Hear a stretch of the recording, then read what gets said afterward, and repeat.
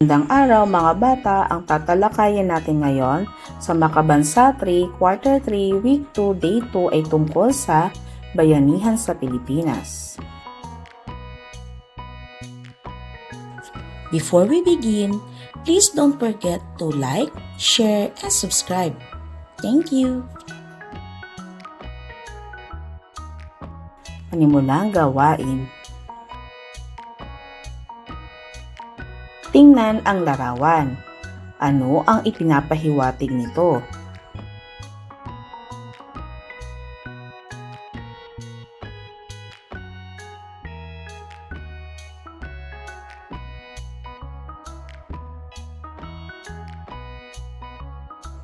Mga tanong.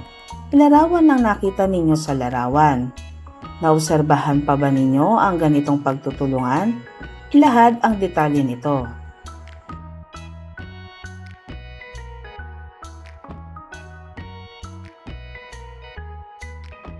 Para sa tanong na number 1, ang nakikita ko sa larawan ay mga lalaking nagtutulungan sa pagbubuhat ng isang bahay kubo. Ang iba ay may hawak sa mga haligi, habang ang iba naman ay nagtutulak at nag-aalalay. May mga kababaihan at bata rin na nakatingin at nagbibigay ng suporta. Lahat ay masaya at nagkakaisa. Pangalawa, naoobserbahan pa ba ninyo ang ganitong pagtutulungan? Ilahad ang detalye nito. Oo, nakikita pa rin ang ganitong pagtutulungan sa ilang mga probinsya. Halimbawa, kapag may bagong lipat na pamilya, tinutulungan sila ng mga kapitbahay sa paglilipat ng mga gamit o sa pag-ayos ng bahay. Minsan din ay nagtutulungan ang mga mamaya sa paglilinis ng paligid o sa pagtulong kapag may kalamidad. Ito ay patunay na buhay pa rin ang diwa ng bayanihan sa ating mga komunidad. Gawaing paglalahad ng layunin ng aralin. Ang layunin ng ating aralin ay natatalakay ang konsepto ng bayanihan, natutukoy ang mga gawaing nagpapakita ng bayanihan ng mga Pilipino. Gawaing pag-unawa sa mga susing salita. Ang bayanihan ay isang katutubong konsepto ng mga Pilipino na tumutukoy sa diwa ng pagtutulungan at pakikipagkapwa. Ito ay ang tradisyon ng pagtutulungan ng mga miyembro ng isang komunidad nang walang hinihintay na kapalit. Pagbasa sa mahalagang pag-unawa o susing idea. Ang awiting bayanihan para sa kapaligiran ay naglalarawan ng pagkakaisa, pagtutulungan at pagmamahalan ng mga Pilipino tungo sa pagkamit ng kapayapaan sa bansa. Ipinapakita ng kanta na ang bawat isa, bata man o matanda, ay may kakayahang makibahagi sa pagbuo ng maayos, payapa at maunlad na komunidad. Ipinapaalala rin ng awitin na ang bayanihan ay hindi lamang pagtutulungan sa gawaing pisikal tulad ng pagbubuhat ng bahay, kundi pati na rin ang pagtulong sa kapwa sa oras ng pangailangan, pakikinig, paggalang at paggawa ng kabutihan para sa lahat.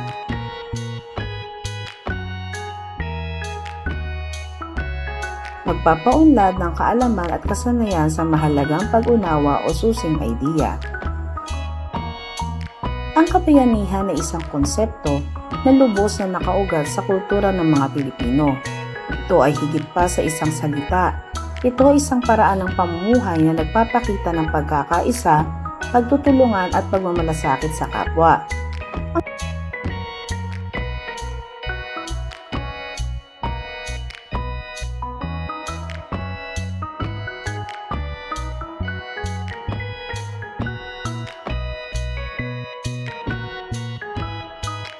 Ang salitang bayanihan mismo ay nagmula sa salitang bayan na tumutukoy sa komunidad o bansa. Sa pinakasimpleng kahulugan, ang kabayanihan ay ang kusang pagtulong ng mga tao sa isa't isa, lalo na sa panahon ng pangangailangan.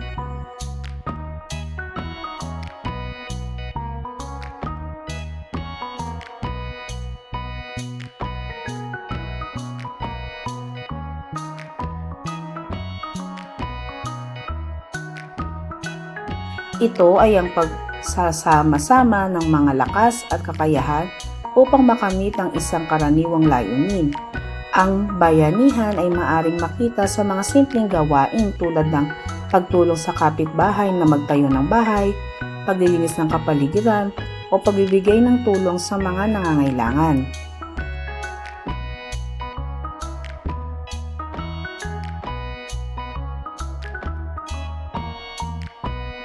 Ang bayanihan ay isa sa mga pinakamahalagang halaga ng mga Pilipino. Ito ay nagpapakita ng ating pagiging mapagkawanggawa, matulungin at may malasakit sa kapwa. Ang bayanihan ay nagbubuklod sa ating mga komunidad at nagpapalakas ng ating pambansang pagkakakilanlan.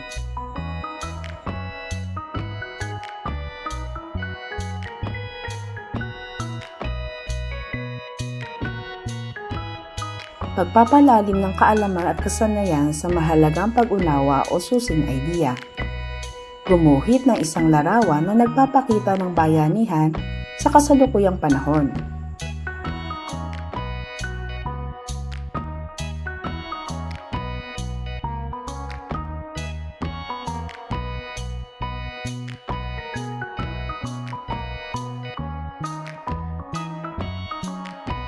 Paglalapat at paglalahad.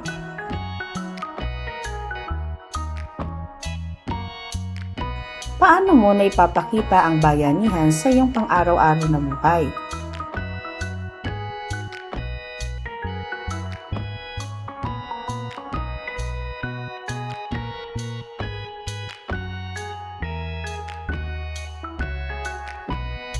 Narito ang isang halimbawang tugon. Naipapakita ko ang bayanihan sa aking pang-araw-araw na buhay sa pamamagitan ng pagtulong sa aking pamilya at mga kapitbahay. Tinutulungan ko ang aking mga magulang sa gawaing bahay tulad ng pagwalis at pag-aayos ng aming paligid. Sa paaralan naman, tinutulungan ko ang aking mga kaklase kapag nahihirapan sila sa kanilang aralin. Kapag may nangangailangan, handa akong magbahagi ng tulong kahit sa simpleng paraan. Para sa akin, ang bayanihan ay pagmamalasakit at pagtutulungan upang magkaisa at magkaroon ng kapayapaan sa aming komunidad.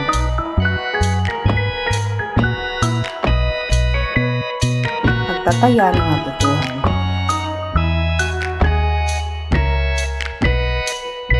Ang gawain sa pagpapalalim ng kaalaman at kasanayan sa mahalagang pag-unawa o susing idea ay gagamitin sa pagtataya ng natutuhan.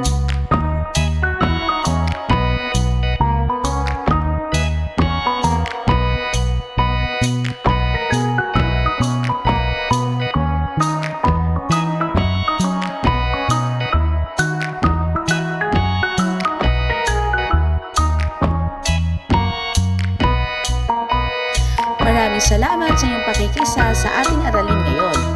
Tandaan, ang pagiging makabansa ay makikita sa ating pagmamahal sa bayan, pagpapahalaga sa ating kultura at pagtulong sa kapwa. Hanggang sa muli nating aralin grade 3, paalam at patuloy na mag-aral ng may puso at